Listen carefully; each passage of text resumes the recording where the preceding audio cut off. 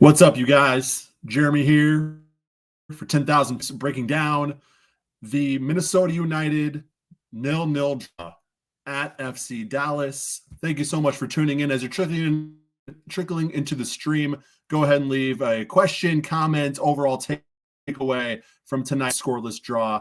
You're going to have to go to YouTube, though, if you do want to ask a question or leave a comment on the stream. Twitter's new live stream service, they have some issues with the comments actually getting through on the stream here. So if you could leave a question or comment, you got to go to YouTube to do that. You're also just free to watch and take in Post Loons on Twitter as well.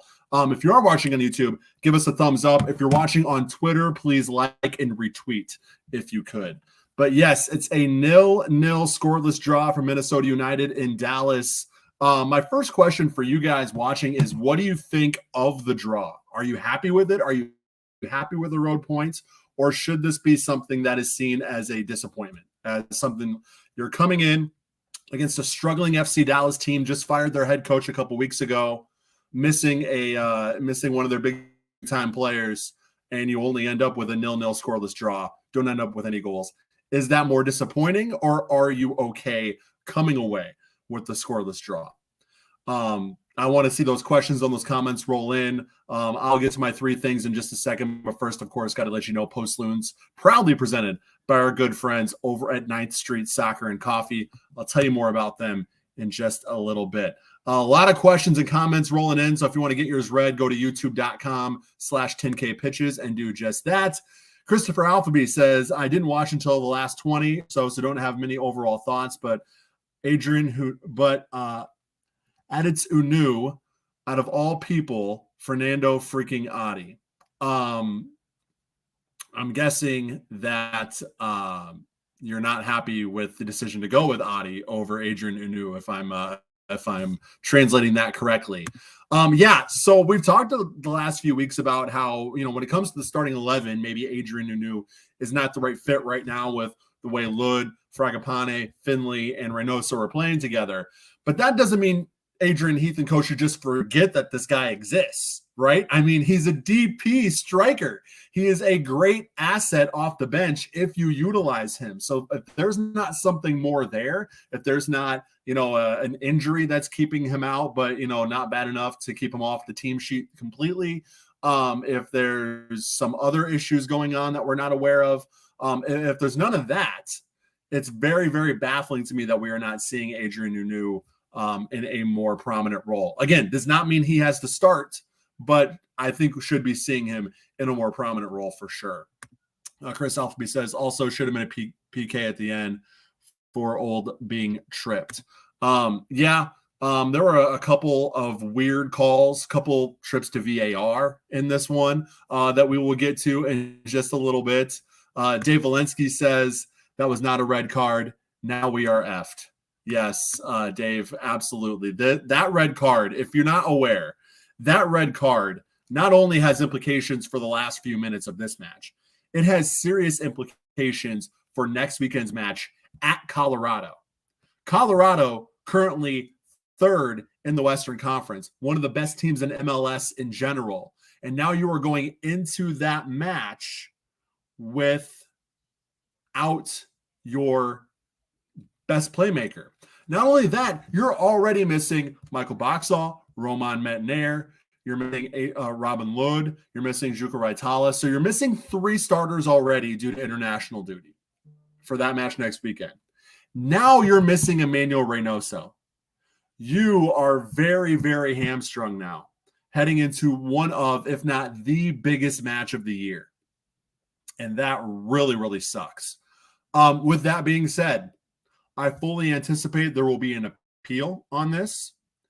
And again, not a lot of these get reversed on appeal, obviously, but I do think Minnesota United has a major, major argument in their favor for overturning this. We will get to it in more detail as we go through the game notes, but it did not look to me like the intent was there to step on the ankle of the FC Dallas player. It seemed like more of he was wrong place, wrong time. He was trying to step through and get the ball, ended up on the ankle. I mean, it's definitely card worthy. Whether or not the intent is there or not, that's a really, really bad foul. That is definitely card worthy. Yellow card for sure. But red, that's a serious thing, right? Red card should not just be given out.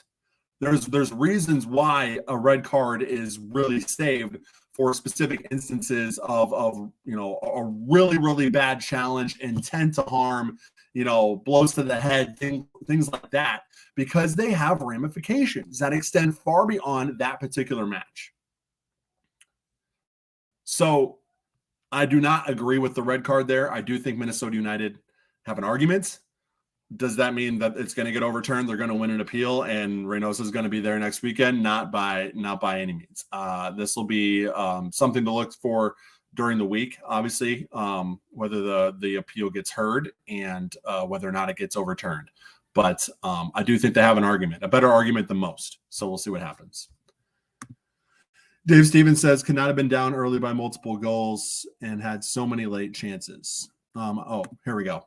Sorry, this is the first one, Dave. It's disappointing only because of the fact they could have been down early by multiple goals and had so many late chances.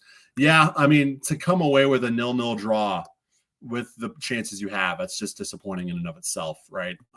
You really, if you go on the road against a team like FC Dallas and you keep a clean sheet, you expect to come out of there with 3 points.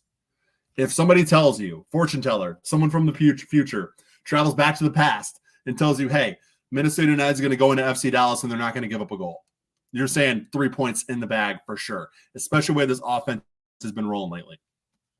Not the case tonight.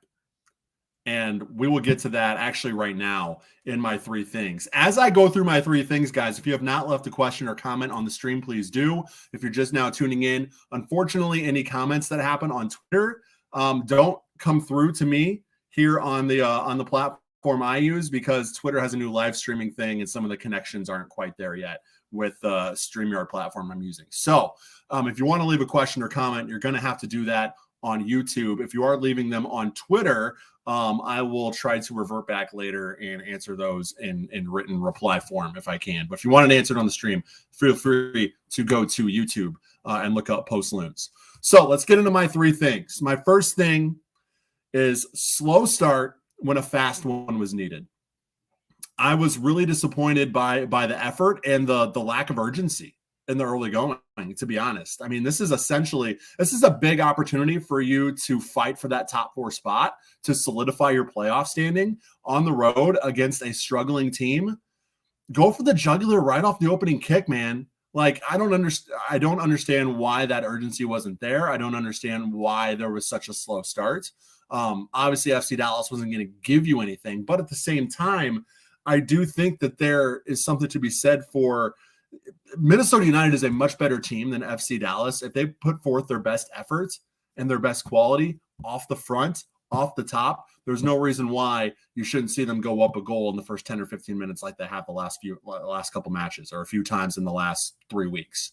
That they had the opportunity to really get 3 big points tonight, and a fast start could have really set the tone, as we've seen them do in the past. But tonight, that just wasn't there for some reason, and that was really disappointing to me. My second thing, Tyler freaking Miller again. What more can be said about Tyler Miller at this point? Like, he has been so incredible this year for a guy who wasn't even the starter coming into the season, wasn't even seen as somebody who would be in consideration to start. Nothing against him, but after he went down with the hip surgery last year, Dane St. Clair came in and played lights out. So there was no reason to come in thinking that Tyler Miller was going to start in more than a few matches this season. But Dane St. Clair makes that one mistake, opens the door for Tyler Miller, and Tyler Miller has taken full advantage of that opportunity. He continues to be such a quality goalkeeper. I believe he is top 3 still in goals against average, total saves. So he is he's really, I mean, I think he was one of the top 5 or 6 goalkeepers in MLS before Minnesota United got him, but he was sort of outshined by LAFC's attack, the goals they scored, the Carlos Vela, type flashy attacking play that LAFC had garnered during that season, during their supporter shield run. The goalkeeper kind of gets overshadowed in that sort of scenario, right? So a quality get after that season with LAFC, and he has been really good for Minnesota United, especially this season. That's an understatement. But again, standing on his head with a few really, really good saves tonight. We'll get into the specifics of those as we get into the game notes here, but definitely have to shout out Tyler Miller again. And my final thing, VAR giveth and taketh away. VAR disallowed a FC Dallas goal, obviously. Hollingshead for FC Dallas, the ball was cleared right back to him, and he had his arms in. So this is the weird part of this where I agree and disagree. There is a rule that says even if your hand is in a proper position, or a normal position, I can't think of the proper word, but even if your hand is sort of in a position where you're trying to, in a natural position, there you go. Even if your arms are in a natural position, if a deflection off of your arm directly leads to a goal, the handball has to be called. That's the rule. So even though Hollingshead's arm was not in an unnatural position, he was actually in on his chest, trying to keep it in a natural position. The deflection went off of his arm to his foot, back in the net. That's where that was called, and that's where VAR disallowed the goal. So, but at the same time, I don't know if I necessarily agree with the rule, because it seems super duper unfortunate. But at the same time, it was a good call, despite what I said on Twitter. It was a good call, and one that was obviously fortunate for Minnesota United. But VAR taketh away as they taketh away Emmanuel Reynoso with the red card for the cleat to the ankle, which was, again, not intentional, but it happened, probably card worthy. I don't think it's worthy of a send-off, but here we are with Reynoso missing next week's match against Colorado. Let's see. Let's got a few more questions rolling into the chat here. Dave Valensky says, well, if you like goaltending, it was a good game. Absolutely. Quality goaltending on both sides. And we'll get into the impact Felipe had on the FC Dallas side in a minute. But holy cow, what a performance from both goalkeepers, not just Tyler Miller, but Felipe had a great match as well. Gortz tuning into the stream. Thanks, Gortz. He says, Tyler for comeback player of the year. Yeah. I'm not going to lie. I'm not super tuned in to what's going on out east, or even a lot of what's going on in the rest of the Western Conference. So I don't know from a league-wide standpoint if I'm super knowledgeable enough on this to make a determination right here, right now, that Tyler Miller is the comeback player of the year.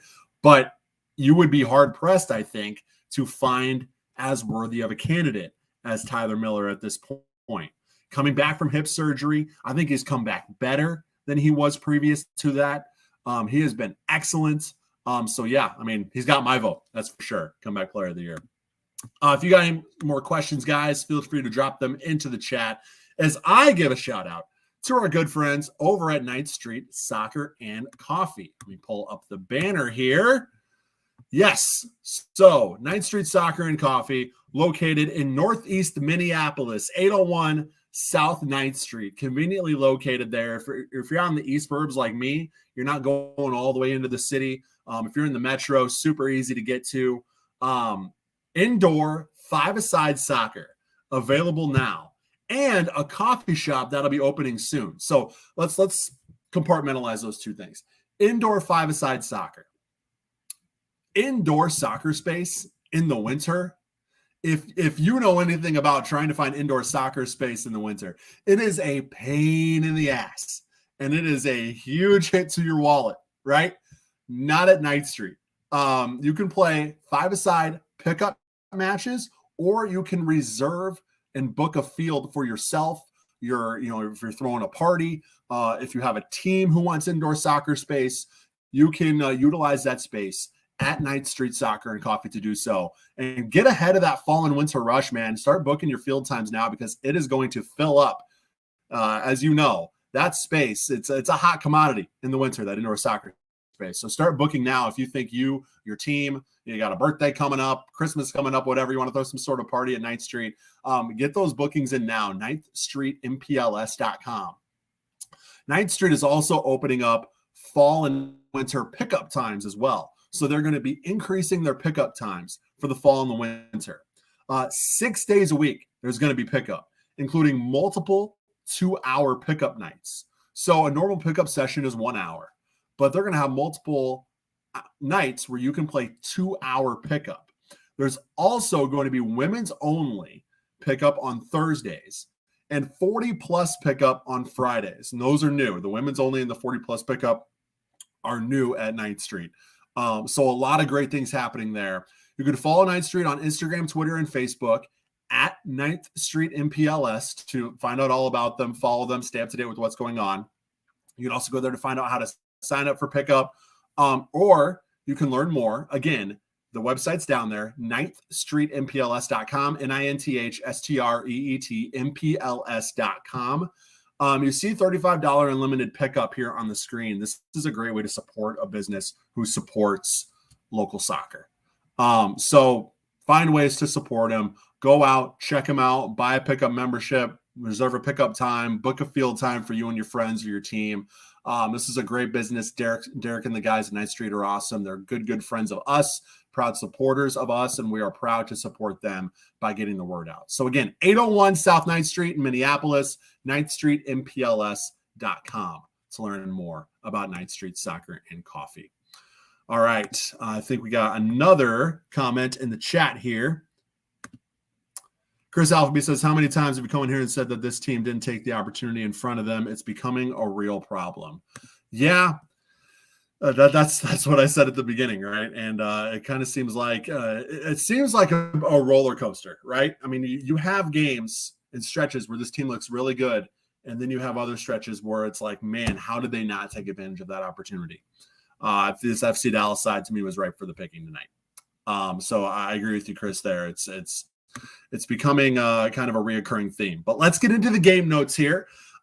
First half, 2nd minute, Dallas's Brandon Savania fires a shot from distance, but Tyler Miller makes a great outstretched save to keep the thing scoreless early. This was sort of just the tone setter for the night that Tyler Miller was going to have. But in the 2nd minute, kind of like I said, the slow start, it's Dallas with the early opportunity there right off the opening kick.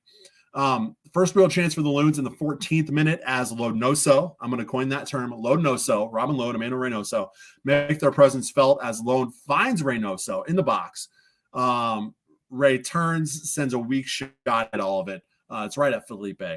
15th minute, probably should have been 1-0 Dallas after this. Ryan Hollingshead gets in behind the Loons defense. He's stricken towards goal, as is Jader O'Brien. Instead of sending it across the box to a wide open O'Brien for an easy tap in, Hollingshead goes for it himself, takes a shot. Now it's still not a bad shot, but it is at a tighter angle. Like if he just sends an easy pass across to O'Brien, it's a tap in and it's 1-0 Dallas. But fortunately for the Loons, Hollingshead goes for the glory himself, sends it wide of goal. And things stay scoreless in the 15th minute. 22nd, Robin Lod tries his luck from around 25 yards out. It's a really good shot, but just over the crossbar. 27th, Tyler Miller again called into action as Jesus Ferreira gets a great look at goal from outside the 18, but the Loons goalkeeper dives to his right to make the stop. 36th, Reynoso, always dangerous on set pieces, hits the base of the post off a free kick. Really kind of cheeky free kick here from Reynoso. He sort of finds an open space around the wall in the near bottom corner. Almost sneaks it in. It goes off the post. Based off the angle, I wasn't sure if Felipe had it covered or not. But in any case, almost another goal for free kick for Reynoso, but it does go off the post. 42nd, a late first half flurry from Dallas. This was not the way you want to go into halftime if you're Minnesota United, but luckily Tyler Miller up to the task once again, comes off his line multiple times to clear the danger, and we hit halftime scoreless. In the second half, by far the best chance of the night for Minnesota United in the 55th up to that point. Tabasi sends in a deep cross which ends up at the foot of Reynoso, but he's not quite, his body's not positioned quite good enough to actually take it on the inside of his foot. He has to kind of flick it with the outside. He does put it on goal, but Felipe, just again, kind of a microcosm of the night he had in goal, able to somehow cover the ground, get across goal, and make the diving save. Now, in the 59th, this is obviously one of the biggest talking points. We thought it was a goal for Dallas, but LOL JK.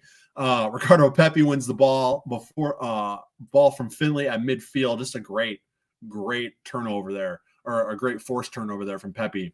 He starts the break. Low cross comes in from the right. Boxall attempts to clear, but it's right at Hollingshead, and he kind of blocks the clearance, puts it away, and we thought it was to give the host the lead. But VAR takes a look, determines Hollingshead used his forearm to stop the clearance. And obviously went right down to his foot. Ball goes in the goal. It definitely, the play off the elbow definitely directly contributed to the goal. So whether or not it was a natural position doesn't matter in that scenario. It directly led to the goal. So it was a good call to call the handball. You don't have to like the rule, but it was a good call based off the rule. 65th minute, Dallas much on the front foot at this point. And this is another sort of kind of reiterating the disappointment. This Dallas is sitting 10 points back in Minnesota United. They were on 27 points coming into this. They're 10th in the West. They could make a run and make a push for the playoffs, but realistically, they're on the outside looking in. They just fired their coach. This is a team that's ripe for the picking, but they were on the front foot for a large portion of this match. And so in the post-game show, when you hear Cal and Kendra talking to Adrian Heath, and they're saying, yeah, good point on the road, good point on the road. I flat out don't agree with that. I'm kind of, at this point, when you're at the position Minnesota United are in, a draw against the 10th team in the West, whether it's at home or on the road, to me, that is not good. It's not good enough. You have to gather 3 points while you can, because your schedule from here on out is not very favorable. I mean, that match against Colorado next week is just the start of, I'm not going to call it a brutal run, but they don't have a cake schedule the rest of the way. No, it's again, to me, it's a missed opportunity, not necessarily a good point. And seeing the 65th minute where, Dallas is the one on the front foot an hour in, that to me is just sort of, it's a red flag. Now back to what happened here.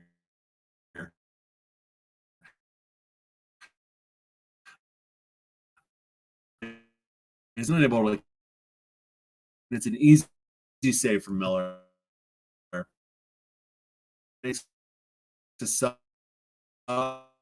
Continues his night. Load gets a good look on the turn right in front of net, but it's saved beautifully. Fragapane denied on the follow-up. How? I don't know, but it was just a goalkeeping night all around for both Felipe and Miller, and things stay scoreless in the 73rd. 74th, I mean, Reynoso at this point, he's just he draws the straw. He gets the opportunity to get denied by Felipe, and that's what happens in the 74th. 76th, Hansen on for Fragapane. 85th, the two subs, Hansen and Adi, almost connect for a goal. As Hansen sends a cross in, Adi's able to get his head to it, but not enough to direct it anywhere. Nico Hansen brought a lot of good energy and good quality play in his short stint, and they're going to need it. They're going to need all hands on deck next weekend against Colorado, that's for sure. 86th minute, another big chance for the Loons, and this was kind of their last gasp. Load has it on a plate inside the top of the 18, and he sends a really good hard shot in, but he doesn't get it to either side. Felipe is able to reach high enough to push it over the bar. If Load is able to pick out a side, I think that's in the back of the net, and Minnesota United probably comes out with a win. 89th, Reynoso receives the red card for stepping on the ankle of Shun. Again, wasn't at all intentional, but the ref sends him off anyways, and he will miss the Colorado match. Minnesota United already without Lud, Metnair, Boxall, and Raitala for that match. We already know that. Just a big decision there from the official to send Reynoso off. 90+4, Loons spring a 3-on-2 counterattack as Hansen finds Load at the top of the box. Load tries to go one-on-one to work his way to a shot, but great one-on-one defending. I'm not sure who exactly the defender was in this scenario, but as we know, Robin Lod is not the easiest guy in the league to defend one-on-one, right? And he's just unable to kind of get past the defender. Leads to a Dallas free kick. That chance stifled, and that is where we end things. 0-0 in Dallas. If you have any more questions or comments, guys, leave them in the stream. My big sort of overall general thoughts, aside from what I've already said, is this gives you more work to do. I was listening to the Sound of the Loons podcast, Steve McPherson and Kindred de St. Aubin, and a good point was made that, yeah, Minnesota United has been good on the at home, but you don't want to increase the pressure to get points at home by not getting them on the road. If you don't get points on the road, that just makes those home matches, that turns up the pressure for those home matches. You're now strictly basically relying on home matches to get points. If you can't get a point at Dallas, the 10th team in the West, who are you going to, or if you, excuse me, if you can't get 3 points on the road, then it really, really increases the pressure and stretches you and really makes it a lot more difficult to expect or take anything less than 3 points at home. So yeah, a point on the road in a vacuum, that sounds good. But if you can't go on the road and get 3 points in Dallas with a full strength team, basically, you're missing Hassani Dotson, you're missing Jan Gregish, but for the most part, you had your full starting 11. If you can't go on the road in Dallas and get 3 points, can you really expect to go to LAFC in the playoffs and get a win? LA Galaxy in the playoffs and get a win? I don't, right? Real Salt Lake, go there and get a win? That to me was why tonight was most disappointing, is you had a real opportunity, whether it's on the road or at home. I mean, 3 points is 3 points. To me, it's no different than going into Houston and getting 3 points. Like, you expect it. Tonight, it should have been expected that Minnesota United with that lineup go into Dallas and get 3 points. And get 3 points, I don't want to set a super high unattainable bar, but with this lineup, 2-0, 3-1, like that to me is not out of the question. So to come out 0-0, yes, Felipe had a great game in goal, but you could have done more if you're Minnesota United. You could have been more consistent in the attack. You could have created more chances, more quality chances, like we've seen over the last few weeks, and you did not do that tonight. And that is why kind of the disappointment factor is there.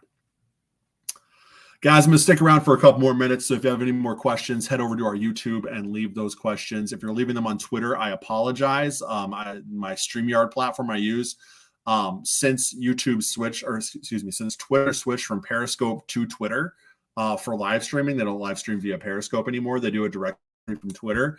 I'm not seeing the comments on my end from Twitter. So if you do want to leave a question and have it read on the air, or leave a comment and have it read on the air, we're going to have to go to YouTube to do that. So I'll give you guys a few minutes if you want to leave any more questions. But what's on tap is 6 more matches during October. This is sort of the where the men separate themselves from the boys kind of stretch here for Minnesota United. And that's another reason why getting 3 points here was so crucial, because you are going to be without 4 starters at home against Colorado on Sunday. Next Sunday, not tomorrow, next Sunday. The following Saturday, then, you are at Austin. And then it's 5 matches in 15 days. That's not a good stretch. Austin, Philly, LAFC, Vancouver, and Kansas City in that 5-game stretch. When I talk about things not getting easier, that's what I mean. Austin, yeah, they're at the bottom of the West, but going into Austin, a team that's already beat you at Allianz Field this season, that's not easy at all. If you can't get 3 points in Dallas, who knows what you're going to get in Austin? At home against Philadelphia Union? At home against LAFC? at home against Sporting Kansas City. Those are going to be tough matches. I mean, at Vancouver is kind of in the playoff hunt right now. They're going to be having a lot to play for probably at this point. So that's why you need to gather ye points while ye may. And they did not do that tonight. I've kind of said the same thing in a million different ways on the stream, but that to me is why I'm so disappointed. Chris Alphaby has one more comment, and then we'll get out of here. Need to see more from Heath. For me personally, the players can't be the only problem. Yeah, it's, for me, I sort of agree with you, Chris, in terms of, we talked about the lack of Adrien Hunou. We talk about, needing to rotate in certain cases, and not doing that. We talk about tactically, I think the setup against DC United directly resulted into the loss at DC United. The 3-3 or whatever it was just did not go well. And I think a 3-4-3 could be beneficial for Minnesota United, but not when you're just pulling it out 3/4 of the way through the season, when it's, not something that players have played in at all during the season, right? That was a little bit of a questionable decision to me. So yeah, there are some cases where you can point to personnel decisions, coaching decisions, and say, what's going on here? Why is this being done? Probably need to see more. 100%. I'm not hashtag Heath out. I'm not hashtag Heath all the way in. I'll criticize when necessary and I'll praise when necessary. I'll say in the long run, Minnesota United have done everything over the first 3-4 years that Adrian Heath and the front office have said they would do. But now that comes with the expectations. The expectations are, with this lineup, you go into FC Dallas and you get 3 points when you need them. That's the expectations right now. And you fell short of those tonight. And it makes things a lot more difficult the rest of the way if you want to get in the playoffs. All right, guys, thank you so much for the questions, the comments, the views, the likes, the retweets, the thumbs ups. We appreciate it. If you could, on the way out, if you're watching on YouTube and you haven't left us a thumbs up, please do so. Go ahead and hit the like and retweet button on Twitter if you're watching there. We will be back next Sunday for a 3 p.m. kickoff. If you didn't get the news, was supposed to be 4 p.m. on Sunday against Colorado. That has been moved back to moved up to 3 p.m. I'm coming back from Des Moines from a wedding that day, so I'm going to have to come back even earlier. Thanks, ESPN, for dropping that game. But again, I digress. I'll be back here next Sunday, October 10th, for another edition of Post Loons. Till then, check out the Talking Flock podcast with me and Rob Chappell from Madison 365, talking all things Forward Madison. We have a really disappointing 1-0 loss to New England Revolution 2 to talk about. That'll be out Tuesday morning. Also, 10,000 Pitches, a podcast devoted to everything Minnesota soccer. Great hour and 7-minute long conversation with Minneapolis City co-founder Dan Hudeman this last week on their move to USL League 2. Go check that out. Just look up 10,000 Pitches wherever you get your podcast. If you're interested in the Talking Flock Forward Madison podcast, go ahead and look up Talking Flock wherever you get your podcasts. Follow us, Instagram, Twitter, Facebook. We're at 10K Pitches. We appreciate all of the input, all the insight, all of the support. Thank you guys so much for Post Loons. We'll be back next Sunday, but check out some of those other podcasts if you're interested in what else we're doing here at 10K. Have a great weekend, guys. Bye.